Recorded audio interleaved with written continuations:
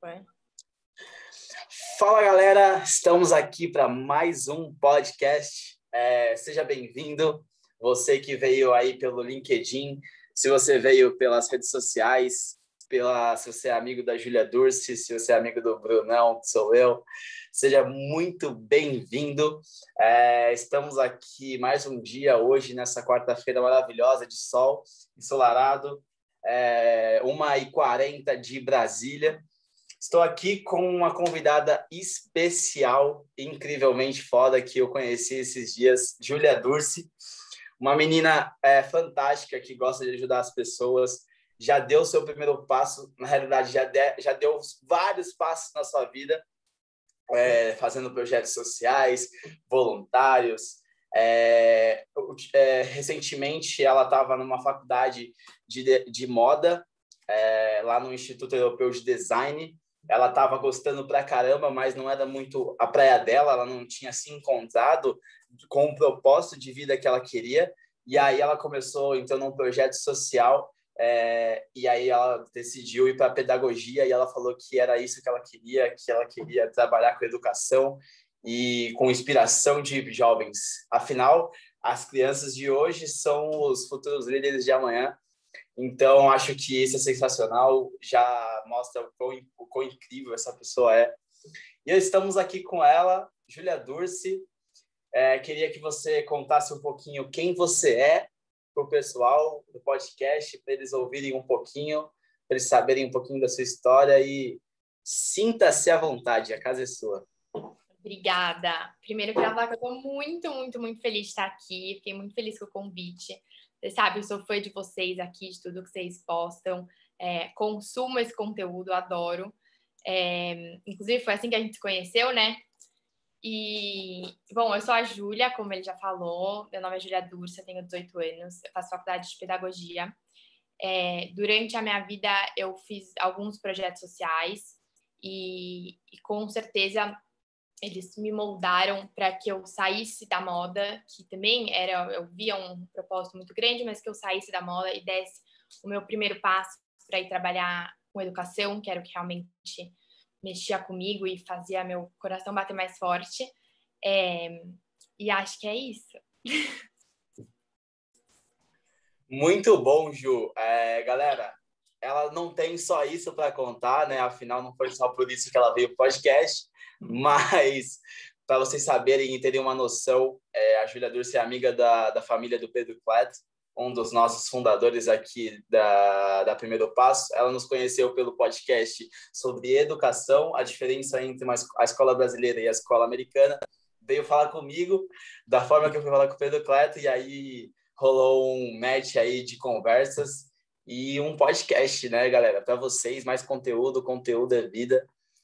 E vamos que vamos. E para começar, a gente vai contar um pouquinho do que aconteceu com a Júlia, de como que ela transicionou de uma escola de moda para uma escola de pedagogia.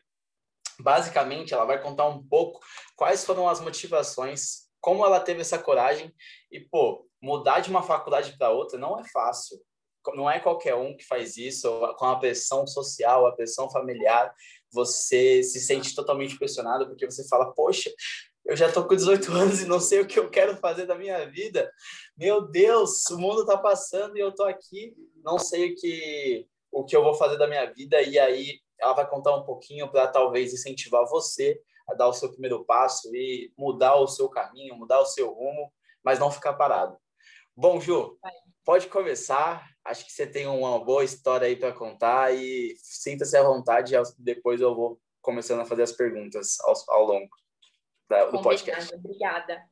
Então, eu pensei de contar um pouquinho de como foi a minha história com a moda, de como foi a minha história com a educação, que as duas aconteceram paralelamente, e como lá na frente elas se encontraram e a educação tomou conta de tudo para mim.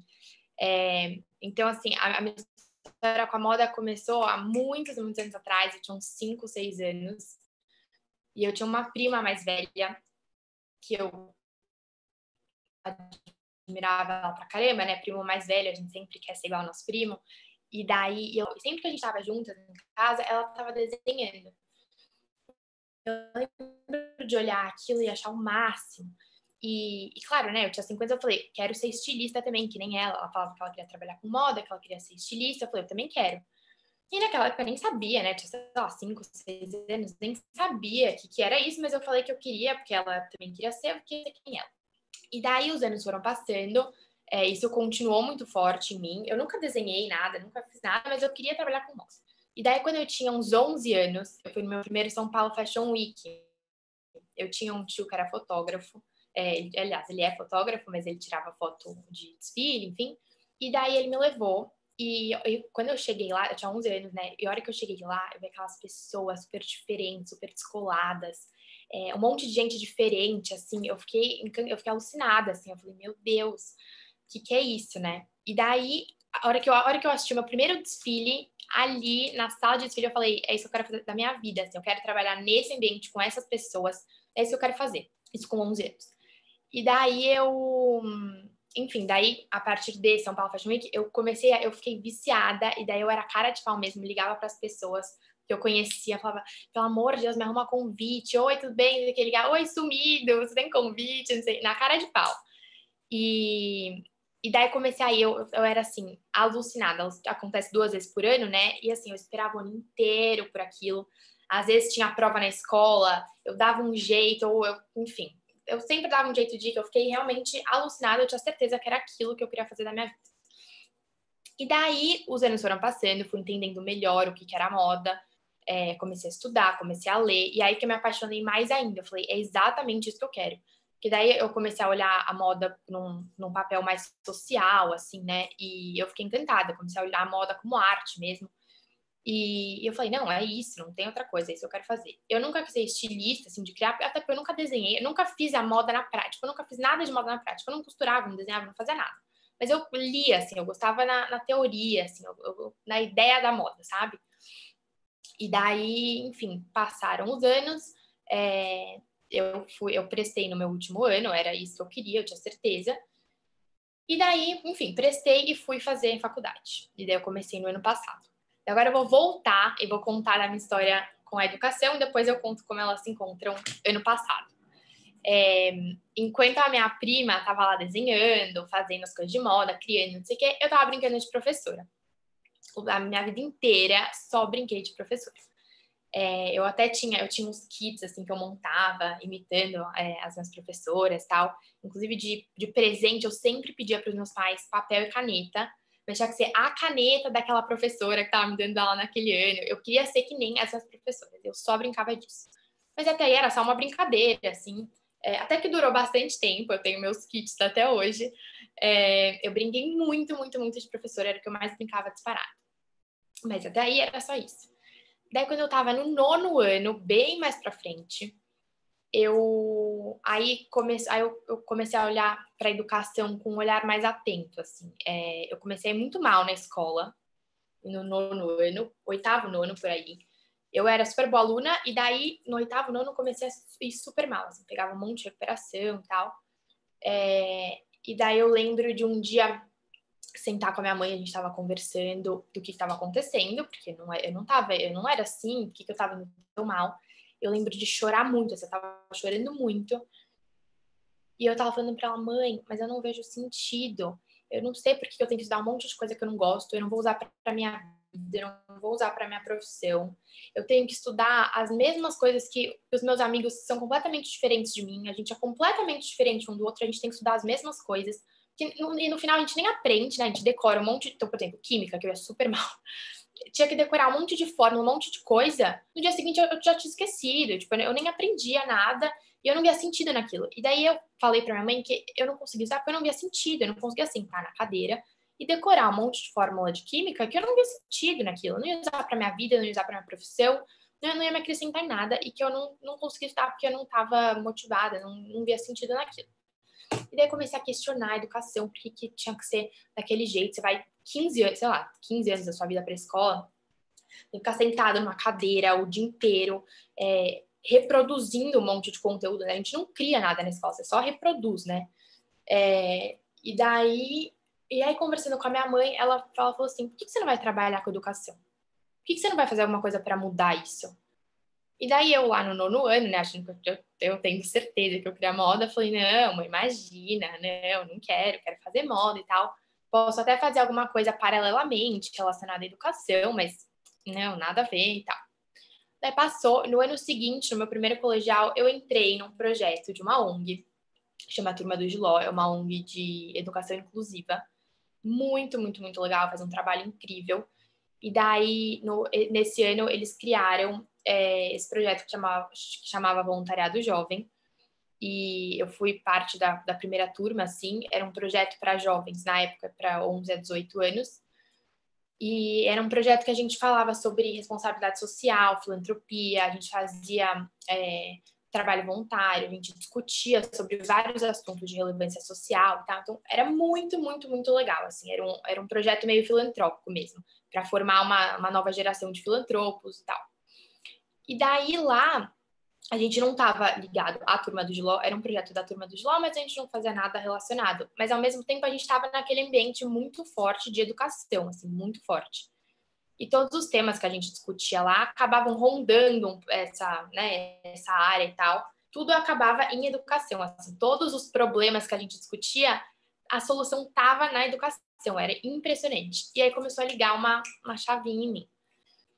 Mas também não fiz nada a respeito disso naquela época, achei que, né, eu gostava como hobby ali, como uma coisa secundária, mas não fiz nada a respeito.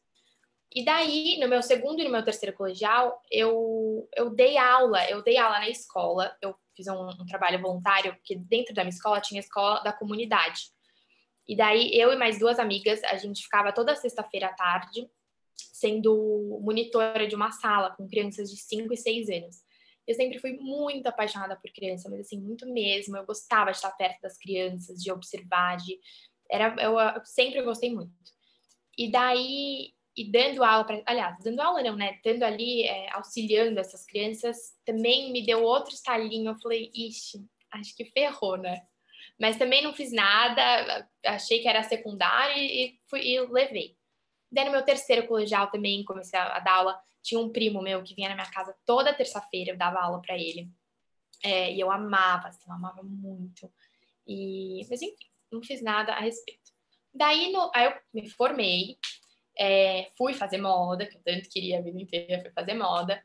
Só que junto com a moda, junto com a minha faculdade, eu entrei naquele projeto que eu era aluna como monitora. Então eu me tornei parte da equipe. E o meu papel como monitora era elaborar as aulas, criar todas as dinâmicas, montar a aula inteira e dar as aulas junto com as professoras, educadoras, enfim. E aí o negócio começou a virar para mim, assim, que daí eu estava trabalhando de verdade, estava sendo remunerada, era um trabalho de fato. E junto com isso, a faculdade também estava meio... Eu estava gostando muito do curso, mas ao mesmo tempo eu falava, não sei se eu quero trabalhar com isso ou se é só um hobby. Parou de fazer sentido, assim, naquele momento.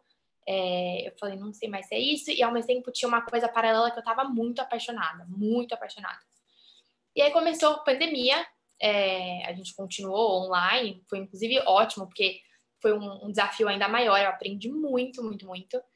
E daí começou a pandemia e uma amiga minha que estuda em escola pública me ligou. Ela estava no 7º ano no ano passado. E ela me ligou pedindo ajuda, porque estava super complicado o EAD, né, na escola pública, porque são muitos alunos na sala, eles não estavam conseguindo tirar dúvida com o professor, e estava muito complicado. Ela falou assim, Ju, você me ajuda? Daí eu que já gostava pouco de dar aula, né, falei, óbvio que eu ajudo. Daí a gente se encontrava pelo FaceTime umas 3 vezes por semana, a gente estudava, fazia lição junto, eu dava aula para ela. E daí que eu comecei a falar, eu acho que é isso que eu quero fazer da minha vida, assim, acho que eu quero ser professora. E aí também, o último ponto agora, que eu já falei bastante, mas também juntou, isso que é importante essa parte, assim, juntou com um momento político bem crítico que a gente estava. Todo dia tinha algum furo, tinha que correr para frente da televisão, ficava às vezes o dia inteiro assistindo, porque estava acontecendo bastante coisa ali, né, março, abril do ano passado. E daí, vendo tudo aquilo que estava acontecendo e vendo, enfim, aqueles ministros da educação, eu falava, como que esse cara vai fazer alguma coisa pela educação? Eu falei, ferrou, ou eu vou ficar aqui na frente da televisão chorando e falando, pelo amor de Deus, alguém faz alguma coisa, ou eu vou ter que fazer alguma coisa. Eu falei, quer saber? Vou eu não vou ficar esperando esses caras fazerem alguma coisa. Daí eu falei, quer saber? É isso. E daí eu falei com os meus pais, conversei com eles, eles me apoiaram super, o que foi muito, muito, muito importante, assim, com certeza fez toda a diferença. E aí eu vi, porque assim, eu acho que foi difícil por 2 motivos. Primeiro, porque mudar é sempre muito difícil, né? E ainda mais quando a gente é novo, que a gente acha que tem que ser tudo correndo, né? Como você falou, assim, a gente acha que tem que ser tudo na pressa. Como assim? Mas eu vou perder 1 ano, eu vou perder meio ano. Eu falei, tipo, calma. Eu não tinha feito nem 18 anos ainda. Eu falei, calma, entendeu? Perde meio ano. Perde não, né? Não é nem que eu vou perder meio ano. E aí, foi, tipo, resolvi e tal. Mas eu acho que os 2 pontos difíceis foram, primeiro, mudar. E o segundo foi a profissão que eu escolhi. Que no Brasil é uma profissão zero valorizada, zero, né? Quem escolhe ser professor no Brasil, assim, ser professor no Brasil te dá nenhum prestígio. Então, foi realmente uma escolha difícil, mas eu vi um vídeo de uma professora contando não, né? Ela estava falando que escolher ser professor no Brasil é muito mais que uma escolha profissional, é uma escolha política e é uma definição de propósito de vida, assim. É o que você vai, é o seu papel, é muito mais que o seu papel profissional, é o seu papel como cidadã, assim, tipo, é o que você vai fazer como cidadã. E aí, quando eu entendi isso, quando eu entendi que eu estava fazendo uma escolha política, uma escolha como cidadã, eu falei, pronto, é isso, estou indo. E aí fechei, resolvi, tranquei a moda e fui. Aliás, eu nem fui estudar porque eu consegui passar na outra faculdade pelo Enem. Então, eu fiquei 6 meses só trabalhando lá no voluntariado e dando aula para algumas crianças, que foi maravilhoso, né? Eu estava realizada. E acho que foi isso, essa é a história. Pô, que fenomenal, assim, a forma que você conectou as duas vertentes, acho que isso é muito incrível, né? Porque você começou ali na moda, foi uma influência familiar, uma influência que tocou no seu coração, então foi uma coisa de infância, né? A mesma coisa daqueles, não sei se você já viu, que tem bastante gente que quer ser astronauta quando é criança, e aí acho que foi aí um pouco disso que aconteceu, né? Que a gente, quando é criança, tem aquele sonhozinho, que que o mundo é incrível e que a gente vai trabalhar com um monte de coisa e tal, e que isso vai mudar o mundo. Mas a forma que você entrou na educação foi muito mais natural, né? Não foi uma coisa imposta, né? Foi uma coisa que você, poxa, vi isso como um problema, vi que ninguém vai resolver esse problema a não ser eu, e acho que você tomou um primeiro passo aí que foi muito bom, acho, vendo assim agora, né, hoje, a sua história, vendo o que você vai construir, o que você já está construindo, vai ser, tipo, muito incrível. E meus parabéns, acho que é legal. Acho que também, galera, eu também já mudei de carreira, falando aqui, falando sobre transição, pegando o gancho da Ju. Eu fazia publicidade e propaganda, fiz 1 ano e meio, tranquei minha faculdade, e aí agora voltei para relações públicas e tô de novo na faculdade e tô gostando, tô aprendendo bastante, mas é difícil. É o que ela falou, é difícil você, tipo assim, poxa, comecei, mesmo que seja poucos meses, você às vezes quer ficar e às vezes você, tipo, parar e mudar e os seus pais ainda apoiarem você, é muito diferente, né? É muito difícil, porque a pessoa fala, poxa, mas você quis moda a vida inteira. Nunca falou que queria educação e agora você quer? Tipo, nada a ver. Mas eu acho que é isso, acho que é mudança, né? Eu acho que o mundo está mudando, a gente tem que mudar e a gente tem que fazer a diferença. E aí eu queria tocar uns pontos aqui, Ju, o que você falou, e aí eu queria falar sobre como você enxerga a mudança, assim. Porque você teve muitas mudanças ao longo da sua vida. E eu queria que você trouxesse um pouquinho de o que você enxerga sobre mudança, entendeu? Como dar um primeiro passo em uma mudança? Como você enxerga que, tipo assim, quais são as formas de você se mudar de uma forma que você não se atropele, né? Que foi um pouco do que você fez. Você tem alguma forma, assim? O que é que você poderia falar? Então, eu acho que fórmula nunca tem, né? Eu acho que cada caso é um caso, cada história é uma história, isso eu não tenho a menor dúvida. Mas eu acho que uma coisa importante, assim, eu nunca tive medo de errar. Então, inclusive, eu até acho que eu não errei indo fazer moda. Em momento algum eu errei. O que aconteceu foi que as coisas mudaram. Eu mudei, tudo ao meu redor mudou. E então eu acho que não tem muita fórmula. Eu acho isso que você falou também bem importante, de que as coisas vão acontecendo, assim, né? Eu acho que assim, é não ter medo de errar. Claro que mudar é super complicado, você tem que sair da sua zona de conforto, nunca é confortável mudar. Mas aí que tá a graça, se fosse confortável, né, não traria mudanças tão efetivas como a gente sabe que traz. Então, eu não sei se eu tenho uma dica, mas eu acho que é isso, assim, vai testando, experimentando, não tenha medo de errar, sabe? Eu acho que esse é o mais importante, até porque eu nem acredito que a gente erra nesse ponto, assim, de mudar, nem acredito que erra, entendeu? É tudo aprendizado. E as coisas vão mudando, não tem como a gente, né? A gente tem que ir dançando conforme a música, assim, né? Eu acho.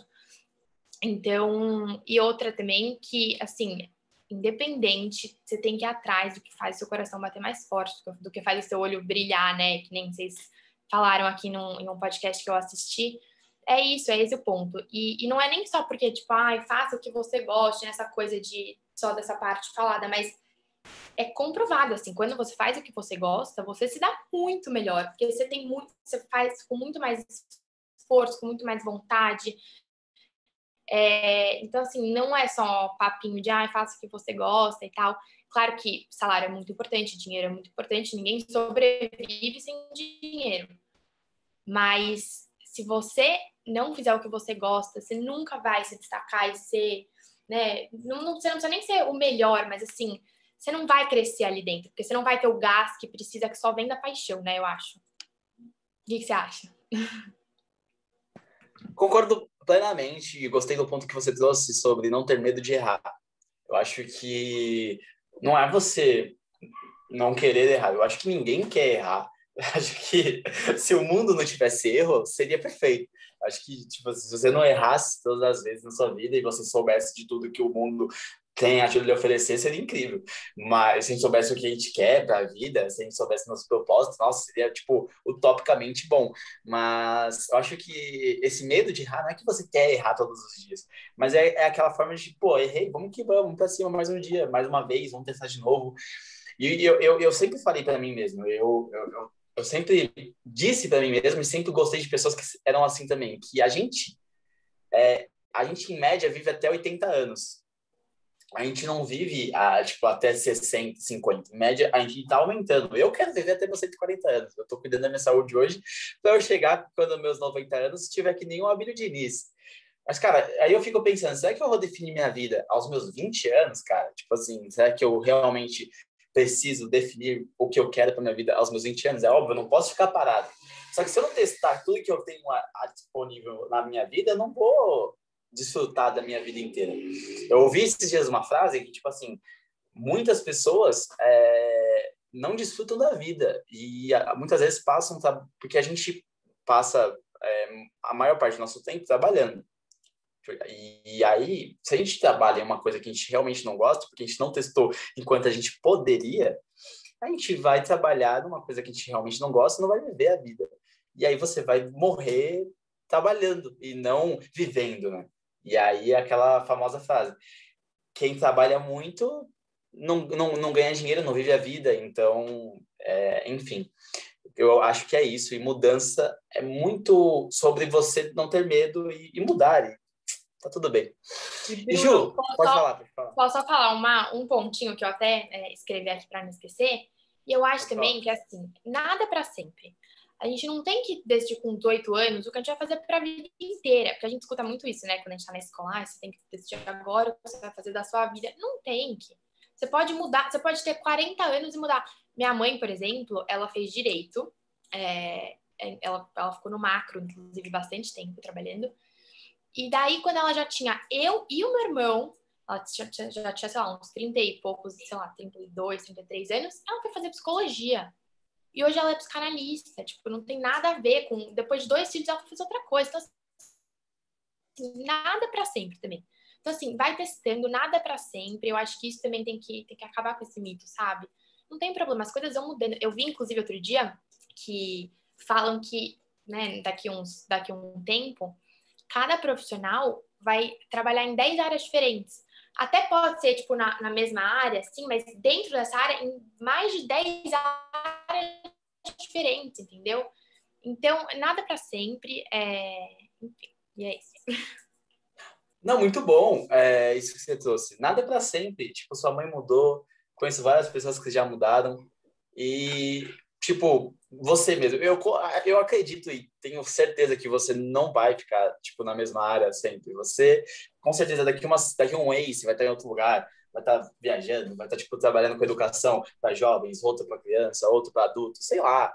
Mas eu acho que a gente não pode se prender, né? Não pode se prender a uma prisão. Ontem eu participei de um clube do livro com a Antônia Casarinho, uma profissional muito boa, muito legal no ramo aí de educação. E aí ela estava com umas 40 pessoas na sala, e aí a gente, o Clube do Livro, a gente estava com o livro do Yuval Harari, o 21 lições para o século XXI, e, e o capítulo desse livro era A Vida Não é uma História.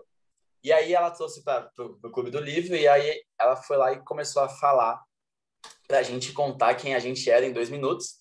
A gente contou, e aí a gente começou a contar sobre coisas que a gente fazia, não quem a gente era. E aí a gente começou, eu falei, eu sou o Bruno, faço relações públicas e tal, e aí depois ela pediu outra dinâmica para a gente falar sobre assim, eu sou o Bruno e quem realmente me conhece sabe que. E aí a gente teve que contar diversas coisas, e eu quase chorei contando isso. Tipo assim, eu nunca havia contado para alguém sobre umas coisas que, por exemplo, quem realmente me conhece sabe que eu tenho ansiedade. Aí eu comecei a falar um monte de coisa para a pessoa, eu quase chorei assim.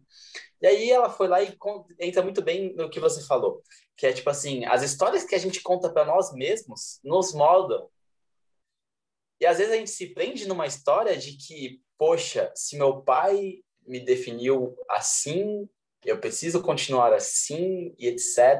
E as histórias que a gente conta para a gente mesmo nos aprisionam em toda a nossa vida. E a gente sempre vai acreditar, por exemplo, algumas pessoas aqui que eu conheço, outras pessoas já mudaram, mas que moram aqui onde eu perto de onde eu moro. Poxa, eu nasci aqui, eu cresci aqui, eu morri aqui. Gabriela, mas não, cara, às vezes não. Poxa, você pode estar aqui, pode contar uma história diferente e falar, não, eu vou pro mundo, entendeu? Eu conto para mim mesmo, eu falo para todos os meninos que eu trabalho junto aqui na hamburgueria do meu pai, eu vou para Marte.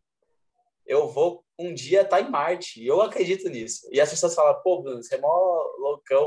Cara, quem te aprisiona é você mesmo. Eu vou para Marte, irmão. Não sei, mas e entra muito nisso, né? Sobre mudança e sobre as prisões que você mesmo se coloca. Acho que é fundamental para mim a gente. Ontem foi uma aula para mim incrível. Tipo, 30 minutos foi uma aula. Mas, Ju, você tem mais algum ponto? Não, eu só ia falar uma frase que me veio agora na cabeça. O Edu Lira, ele sempre fala, não importa de onde você vem, o que importa é para onde você vai. Eu acho que isso define tudo o que você falou, né? É exatamente Total. isso. Concordo super. Não importa de onde você veio, importa para onde você vai. Fenomenal. Muito bom. Achei muito boa essa ponderação. E, Gil, você falou aqui sobre que quando você tinha 9 anos, você começou a reclamar sobre educação e aí, ano passado, você foi lá e... Pode falar. Não, então, eu tinha, na verdade, 13 para 14 anos, foi 14. o Foi no nono nono ano ano, da né? escola, entendeu? Sim, Um sim, ano sim. antes de entrar no colegial. Foi por ali, Sim. assim. Confundi, desculpa. Foi no Imagina. nono ano, você tinha 14 anos. E aí você falou sobre que a escola não tinha um método bom, e aí você também falou sobre que você ser professor, né? Você é mais política do que um cargo, do que remuneração, é óbvio que o dinheiro conta. Mas aí eu queria saber, acho que é um ponto que está muito forte na sociedade, e você, como pessoa assim, como futura professora, como você enxerga o papel de cada pessoa no futuro do Brasil, no futuro do nosso país, entendeu? Porque você falou, poxa, eu não vou ficar esperando o ministro da Educação, que é um babaca, vir trazer para mim. Eu vou fazer. Como é para você esse primeiro passo de assumir a responsabilidade do futuro do seu país? Eu acho que muitas pessoas do nosso país não enxergam que a responsabilidade está no nosso pé, está na nossa mão, está em nossas atitudes, tá? As pessoas acham que tá lá em Brasília, e como se Brasília fosse outra província do país, mas não. Como você enxerga isso? Primeiro que eu acho que se a gente ficar dependendo de Brasília, a gente não vai para lugar nenhum, né? Porque, né, do jeito que tá complicado. Mas eu realmente acho isso, assim, isso sempre foi muito forte para mim, de que eu não ia ficar esperando as pessoas fazerem alguma coisa. Sempre tive muita noção, assim, de uma certa responsabilidade social, que todo mundo tem que ter, assim. Responsabilidade social é um negócio muito importante. E se cada um fizer a sua parte, a gente vai que vai, né? Eu acho que a gente só não deslanchou ainda porque a gente fica esperando sempre o outro fazer alguma coisa. Ixi, me perdi agora. Não, calma. Gente do podcast, a Ju se perdeu rapidinho, Gente, mas... me perdi. Desculpa, fiquei nervosa. Não, tá tudo bem. Calma, Gente, volta pro tópico, eu esqueci o tópico. vamos lá, vou voltar pro tópico. Galera, fiquem tranquilos, não saiam do podcast. Ju, a gente estava falando sobre o papel e o senso de responsabilidade sobre o futuro do nosso país, não depender dos políticos para definir nosso futuro. Isso, tá. Então, primeiro que assim, eu acho que a profissão que eu escolhi já é isso, assim, eu acho que já é uma resistência, já é né, em si já muito importante, assim, já é uma resposta para tudo que a gente vive e tal. Mas eu acho que em cada área, independente, se for educação, se for moda, se for direito, cada área você consegue achar um propósito ali mais social, assim, que vai, eu acho que em cada área você consegue fazer uma mudança efetiva, assim, sabe? Não necessariamente só educação, mas em toda área tem alguma coisa que você pode fazer diferente ali e que no todo, que parece pequeno porque vai ser só ali, mas que no todo vai fazer muita diferença, muita diferença. Inclusive na moda, assim, eu olhava para moda com esse olhar, assim, eu fui para moda olhando para moda com um papel bem social, assim, eu já sabia que eu ia querer ir para uma parte social e que eu ia querer fazer uma mudança ali e que eu sabia que, assim, era uma partezinha pequena, porque tem muitas áreas para a gente resolver, mas que resolvendo um pouquinho ali eu já ia estar fazendo uma mudança no todo, assim, sabe? Então eu acho que é isso, assim, eu acho que independente da área que você tá, do que você faz, a gente pode fazer nossa parte, sim, em pequenas coisas que parecem pequenas, mas nunca são pequenas, e que no todo... Que foi, travou? Que foi?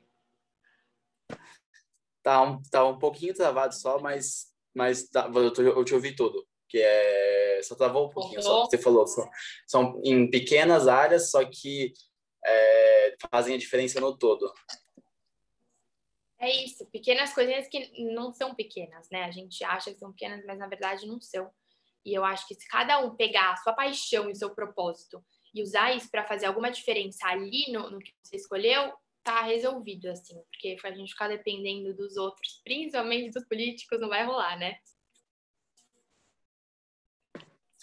Total, total. Acho que não tem palavras melhores para descrever sobre o futuro de um país se não você fazer a sua parte, independente da do outro.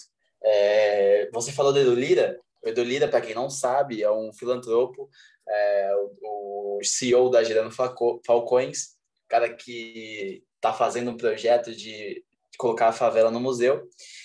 E ele falou numa entrevista que ele deu na segunda-feira, Ju. Não sei se você chegou a ver, que ele Ainda foi na não, tô Roda doida Viva. pra assistir. Você ficou sabendo que saiu, né? Sim, eu preciso assistir. Urgente, tô doida pra assistir. Eu assisti ontem e ele falou muito disso, né? Ele falou que se a gente ficar esperando toda hora uma pessoa lá de Brasília, é óbvio que as duas energias ligadas, que é uma pessoa de Brasília que tem o poder nas mãos e uma pessoa daqui juntas fazendo a diferença, dá muito mais impacto no mundo. Mas a mudança está em nós. A mudança está em 200 milhões de brasileiros diariamente falando sobre cultura, falando sobre política, falando sobre os acontecimentos e falando sobre mudança, né? Mudar e não achar que realmente o que é na comunidade realmente não pode mudar. Eu acho que esse é um bom tema que você trouxe, que cada areazinha, fazendo o seu papel, independente do outro, pode fazer uma diferença exorbitante. Uma prova disso, que eu gosto sempre de trazer exemplos práticos que acontecem aqui para o podcast. Eu não sei se vocês sabem, o pessoal daqui do podcast, mas eu trabalho numa hamburgueria, e aí eu tô lá há 3 meses e tem um menino que se chama o Alif. Ele é meu braço direito lá na hamburgueria. E aí ele foi lá e antes a gente ficava conversando sobre diversos assuntos, sobre qualquer coisa. E ele olhava para o mundo que o mundo seria somente a comunidade. Ah, não, eu quero ter um carro, quero ter uma moto, que é o o pessoal daqui quer. E não tá errado, tá tudo bem, cada um faz o que quiser. Mas eles queriam ter uma moto, queriam ter um carro, e aí não queriam além disso, sabe? Não queriam ir além daqui, sabe? Ir para, sei lá, para um outro país, para uma ONU, falar sobre política. E aí eu comecei a trocar uma ideia e, tipo, trocava ideia com ele sobre diversos assuntos. E aos poucos, esses dias, ele chegou e falou, cara, meu sonho é ser um DJ de eletrônica, assim, e tocar numa Tomorrowland, e ir pro mundo todo e fazer a diferença no Brasil, assim. E, tipo, meu nome ser inspiração para uma galera. E aí ele falou, pô, foi por você que eu mudei meu pensamento, depois que eu comecei a trocar uma ideia com você, que a vida é mais que isso. A vida não é só eu ficar aqui. E aí eu falei, pô, cara, que da hora, velho. Tipo, sensacional, assim. Como você pode inspirar outras pessoas fazendo a sua partezinha. Então, trocando um papo, falando sobre que a vida é mais que isso. E eu não disse para ele ser um empreendedor, um CEO. Ele já era DJ, ele era DJ de funk, e ele queria um pensamento. Eu só falei, pô, faça o que você goste, que você gosta, pro mundo. E ele falou, pô, nossa, que da hora e tal. E aí, tipo, e aí a mesma coisa de outro rapaz, que é outro menininho, que ele falava, ah, não, tal, eu gosto de... Eu tenho vontade, assim, de, tipo assim, trabalhar só. E aí eu falei, pô, qual que é o seu sonho? Ele falou, pô, não tenho sonho. Agora ele fala que o sonho dele é para ir para Amsterdã e fazer umas paradas legais lá, inclusive de cannabis, porque lá é permitido. Só que, gente, desculpa, mas de cannabis lá em Amsterdã, e ele falava que o sonho, e agora ele fala que o sonho dele é esse. E, cara, tá tudo bem, não tem um padrão de sonho. Só que a ponto aqui é mudanças, né? Você fazer um pouquinho, e você vê que a diferença é você. E, Exatamente. pô, O Bruno, sensacional. primeiro que eu achei incrível, incrível as duas histórias.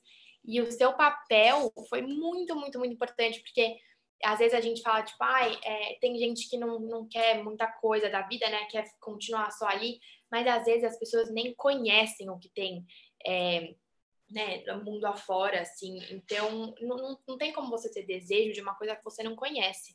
Então, você ter apresentado, assim, para ele, né? Contado para ele um pouco, aberto a cabeça, o olho, sei lá, dele, fez com certeza. Foi isso assim que você fez. Esse foi o clique assim que deu, com certeza. Porque às vezes ele nem sabia, ele nunca nem tinha pensado que ele podia ser DJ, né? Enfim, do Tomorrowland, lá no, né? E aí você foi lá e deu e abriu assim, abriu caminhos, possibilidades para ele. Então, nossa, fiquei muito, muito, muito legal, de verdade. Pô, acho que não é bem um mérito, assim, tipo, muito grande, assim. É legal, mas não é, tipo, um mérito... Pô, acho que seria o mínimo para as pessoas, né? Tipo assim, porque muita gente fica... Eu acho que tem muita gente, muito coaching no mundo, né? Muito coach que fala assim, pô, a fórmula do sucesso: vista uma camisa social, vá para a entrevista e, nossa, estude isso. Não, pô, às vezes você não precisa fazer a faculdade, você tem que fazer seu sonho. Pô, você quer ser DJ? Estuda pra caramba pra ser DJ, começa a postar e vai ser DJ, velho. Sei lá, pega uma coisa que você gosta e trabalha nisso, tá ligado? Tipo, seja a melhor versão sua. E não, tipo, de um coach de sucesso, tá ligado? Sei lá. Acho que é muito do que os professores fazem, né?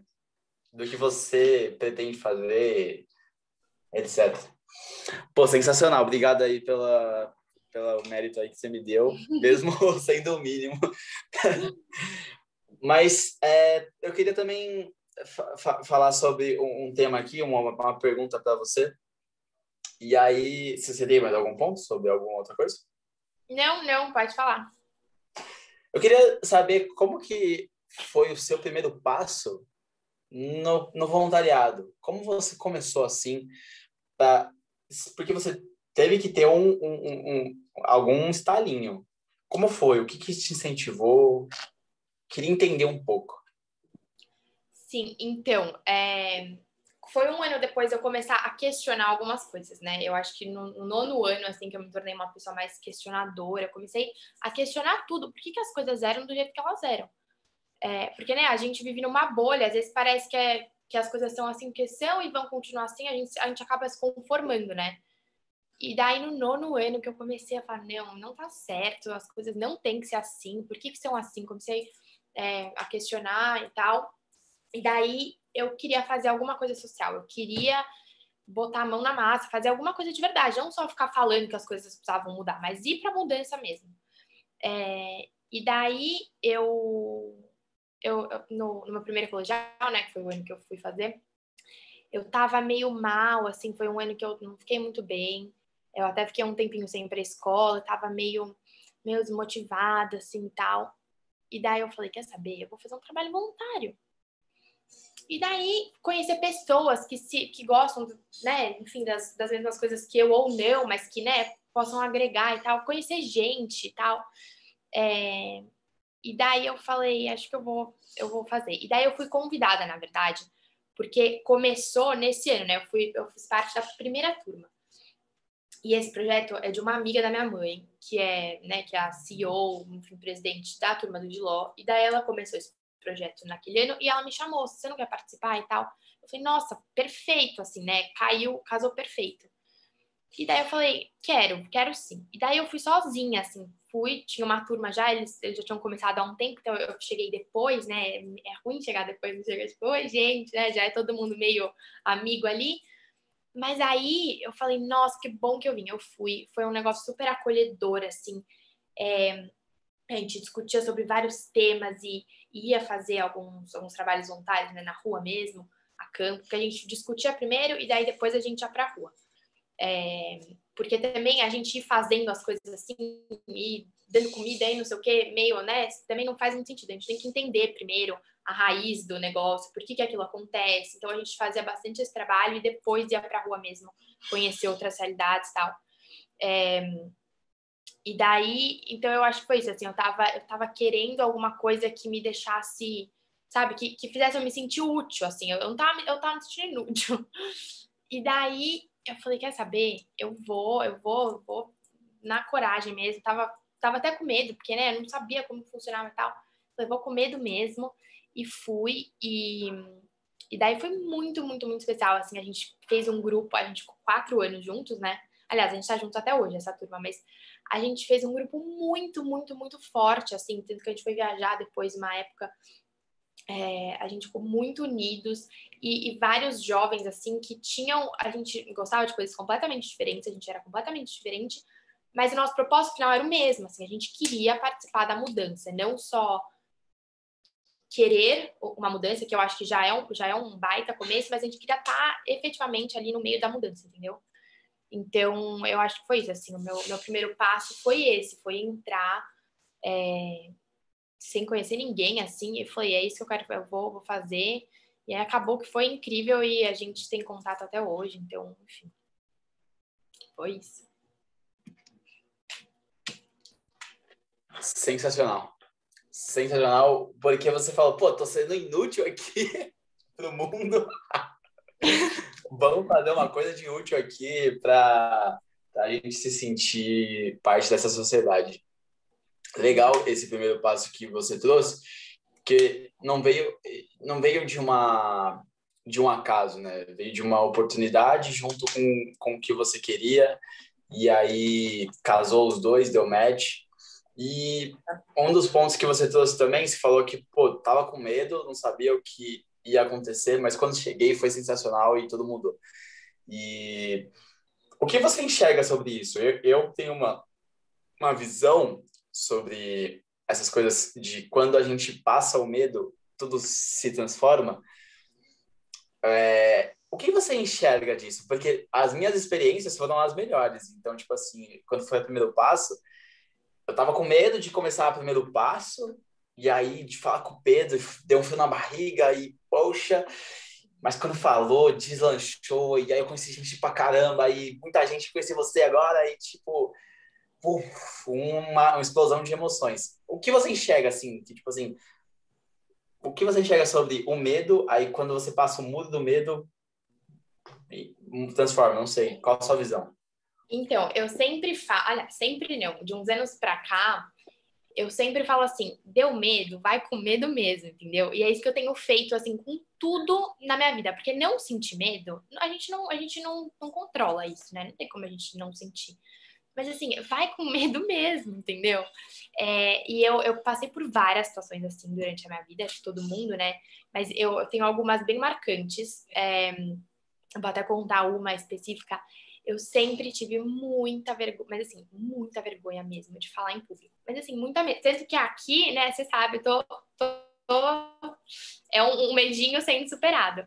Eu sempre tive muita vergonha. Inclusive, por alguns anos na escola, alguns trabalhos eu não apresentava. Eu ficava com 0, mas eu não apresentava trabalho. Porque, mas assim, você não tá entendendo. Eu travava, eu passava mal. Era um negócio bem tenso. Mas aí eu fui levando, eu só chegava lá e falava, olha, professora, não vou conseguir apresentar, não vou apresentar, pode me dar 0, mas eu não vou apresentar de verdade, eu prefiro ficar com 0 do que apresentar. E daí eu fui assim até o meu colegial. E daí, a hora que eu cheguei no terceiro colegial, eu falei, não, eu vou resolver isso agora. Não vou ficar nessa para sempre. Pelo amor de Deus, depois faculdade, trabalho, eu não vou ficar presa nisso para sempre. Eu não vou deixar isso me controlar. E daí comecei, teve um trabalho que a gente tinha que fazer na escola e tal. Eu falei, vai ser esse. Esse eu vou fazer, esse eu vou apresentar. E aí eu chorei, assim, 3 meses antes eu já tava sofrendo. Ah, meu Deus, mas eu não vou conseguir, não vou conseguir, não vou conseguir. Mas falei, eu vou. Nem que eu passe mal lá na frente, nem que eu chore, sei lá. Eu chorava, assim, tipo, era realmente difícil pra mim. Falei, nem que eu chore, eu apresento chorando, paciência. Daí chegou no dia, mas eu fui pra escola, eu já fui pra escola, assim, me sentindo poderosa, sabe? Eu acordei já passando mal, eu falei, eu vou pôr roupa, eu vou pra escola passando mal. Daí acordei, pus roupa, cheguei na escola, falei, nossa, tô muito orgulhosa, que eu já saí de casa, já tô aqui, já foi um obstáculo vencido.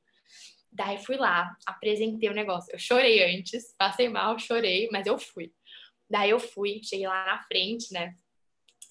Daí apresentei, eu li tudo, eu li o slide inteiro, mas eu falei, quer saber? Eu não tô nem aí se eu vou tirar 0, se eu vou tirar 10, eu só quero vencer o meu medo. Daí eu fui, apresentei, eu até fui super bem no final, assim, mas aí, a hora que acabou, nossa, mas eu ria, eu dava risada e chorava ao mesmo tempo. É a melhor sensação do universo, não é? A hora que você vence um medo, assim, e que você foi assim, né? Passei mal, chorei, mas eu falei, eu vou de qualquer jeito. Da hora que passou, nossa, todo mundo, porque assim, todos os meus amigos sabiam. Então, quando eu acabei, vieram todos assim em cima de mim. A gente comemorou e tal. Não, amigas minhas ficaram emocionadas. Eu fiquei emocionada. Todo mundo foi emocionado, porque eu realmente não era um negócio, tipo, sério, assim, eu não apresentava. Então, eu acho que é a melhor sensação do mundo, assim. E eu acho que isso também, pensar no pós, motiva muito. você tá com medo ali, mas eu sempre penso, mas depois eu vou ficar muito orgulhosa de mim. Depois vai valer a pena. E daí isso eu acho que já dá uma certa tranquilizada, assim, que depois vai ser muito bom, vai ser melhor do que você não fazer. É uma sensação de dar um orgulho, não é? É muito gostoso, assim. Para mim, é a melhor sensação que tem. E, eu ando fazendo muito isso, assim. Eu tenho medo. Se eu vejo um negócio que eu tenho medo, eu vou ali mesmo. Que eu sei que é ali que vai, né? Enfim. Total. Total. Sensacional. Tipo, tem medo, vai em cima. Nossa, muito legal. Até eu fiquei emocionado aqui com essa história. Até eu fiquei emocionado. Muito bom. Parabéns por ter superado seu medo, pelo que você trouxe. Acho que é muito legal ver isso, né? Tipo, que o medo, ele só afeta a gente. Só faz a gente se corroer. E, às vezes, o medo faz a gente não tentar. E, às vezes, a gente tentar é mais fácil do que ficar parado no tempo, entendeu? Porque a gente fica achando formas para tentar prever o que vai acontecer, só que se a gente fizer e andar, dar o primeiro passo, quebra tudo. É isso. Tem uma história de uma pessoa que eu ouvi um TED que falava assim: enxergue o medo como uma barata, entendeu? Então, não uma cobra, enxergue como uma barata. O que você vai fazer? Ixi, travou. Caí, gente. Caí, tô aqui, mas voltei. Voltou? Eu caí no celular ali. Voltei aqui pelo computador. Ainda bem que tem uma reserva, né? Foi rápido. Peraí, Ju. Gente, do podcast, não caiam. Tô só arrumando aqui para colocar, para conseguir conversar com vocês direitinho. Fala alguma coisa aí, Ju. Alguma coisa? Foi. Gente, então, eu tava falando sobre a barata.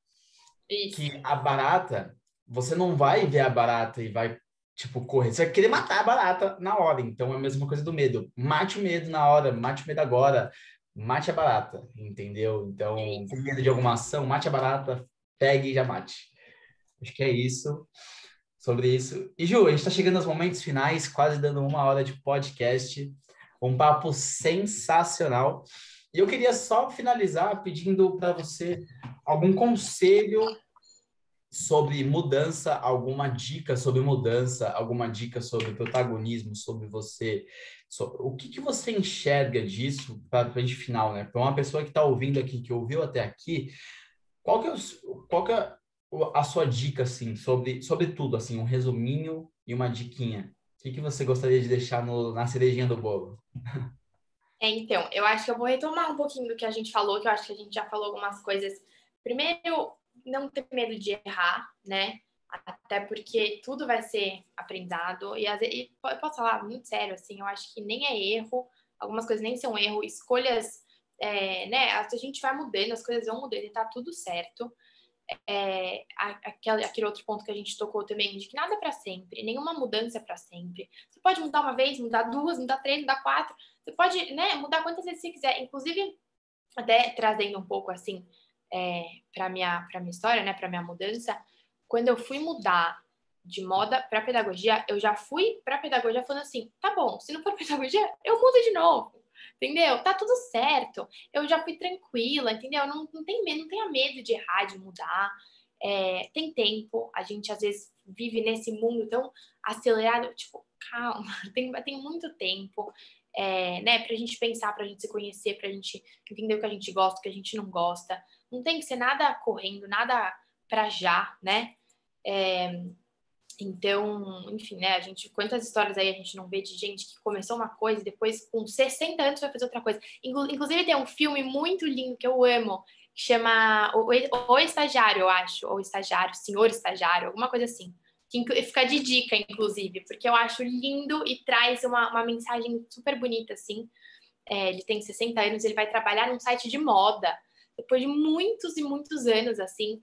Então, eu acho que é isso, assim, eu acho que não tem medo de arriscar e aquela frase de novo, deu medo, vai com medo mesmo, entendeu? Vai para cima da barata, né? Vai para cima do medo. É, E o último, assim, que para mim é o principal, a gente tem que ir atrás dos nossos sonhos, do que faz o nosso coração bater mais forte, do que faz o nosso olho brilhar, do que faz a gente levantar da cama todo dia, assim, não tem outra saída, não tem outra saída. Se você não for apaixonado, assim, né, pelo que você faz, ali, se você não tiver, não vai para frente, e para mim esse é o mais importante, assim, isso que faz toda a diferença para mim. Trabalhar com educação e saber que eu tô numa área tão importante, assim, que eu sei que sou suspeita para falar, mas para mim a área mais importante que tem, me faz levantar da cama todos os dias, e me faz levantar com garra, e vamos lá, e sabe? Então, eu acho que isso faz toda a diferença. E acho que é isso, então. Cara, fechou com chave de ouro. Não ter medo da mudança, ser o protagonista da sua história, seguir o seu coração e saber que todas as mudanças dependem de você. E matar a barata. É isso. Boa, boa, Ju. Pô, que legal, gente. Eu acho que eu não tenho mais nada para acrescentar aqui. Só queria agradecer, Ju, você novamente por ter aceitado esse convite. É uma honra estar com você aqui, com essa Faria Limer. Já falei que é só cara de Faria Limer. É uma honra estar com você aqui. Queria agradecer pelo contato, pela conexão. Eu gosto de ter pessoas incríveis ao meu lado, pessoas maravilhosas, e você é uma delas. Sinta-se honrada. E... e espero que um dia, que quando acabar essa pandemia, esse pandemônio, a gente possa se encontrar aí, a equipe inteira da Primeiro Passo, a galera que já fez o podcast com a gente, tomar uma breja ali na Faria Lima, na Vila Madá, mas enfim, queria te convidar aí para você deixar suas redes sociais, como que a gente pode te encontrar, né? Se você puder falar no seu Instagram, se você quiser compartilhar o Instagram, ou só o LinkedIn.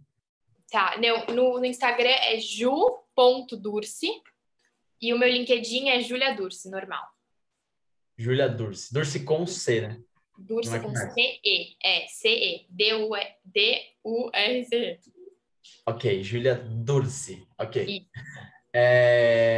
O meu, para quem quiser me encontrar no podcast, o podcast o quê?